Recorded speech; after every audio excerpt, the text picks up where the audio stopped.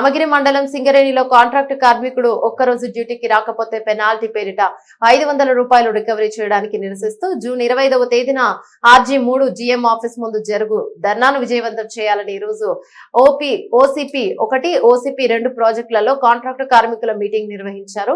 Singareni collieries contract workers union IFTU రాష్ట్ర ప్రధాన కార్యదర్శి ఆకుల వెంకన్న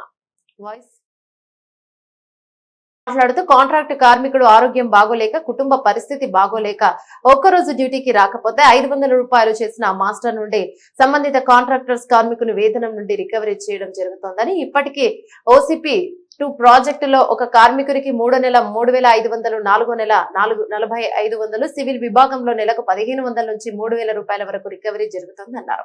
సంబంధిత కాంట్రాక్టర్స్ కు వేలాది రూపాయల బిల్లుల్లో సింగరేణి యాజమాన్యం రికవరీ చేస్తుందని, కానీ టెండర్ నామ్స్ ప్రకారంగా కార్మికులను పనులకు వాడుకోకుండా ఇతర పనులకు వాడుకోవటం, అదేవిధంగా కార్మికులకు కనీస లీవులు కూడా ఇవ్వకుండా చట్టాలను ఉల్లంఘించిన యాజమాన్యం సొంత చట్టాలను తీసుకువచ్చి ఈ కార్మికుల నుండి వేతనం నుంచి రికవరీ చేస్తూ శ్రమ దోపిడీకి గురి చేస్తుందన్నారు. కాబట్టి ఇప్పటికే దీన్ని రద్దు చేయాలని, దీనికి వ్యతిరేకంగా కార్మికులందరూ జూన్ 25వ తేదీన RG3 GM ఆఫీస్ ముందు జరిగే ధర్నాలో అధిక సంఖ్యలో పాల్గొని విజయవంతం చేయాలని కోరారు.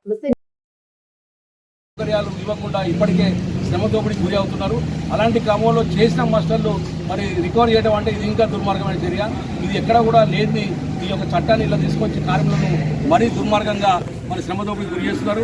కాబట్టి ఇప్పటికైనా యాజమాన్యం ఈ చర్యను మానుకోవాలి. అదేవిధంగా 25వ తారీఖు నాడు GM ఆఫీస్ ముందు జరిగే ధర్నకు ప్రతి కార్మికుడు తప్పకుండా హాజరై ఈ ధర్ను విజయవంతం చేయాలని సింగరేణి కాలేజ్ కాంట్రాక్టర్స్ IFTU కార్మిక వర్గానికి విజ్ఞప్తి చేయడం జరుగుతుంది.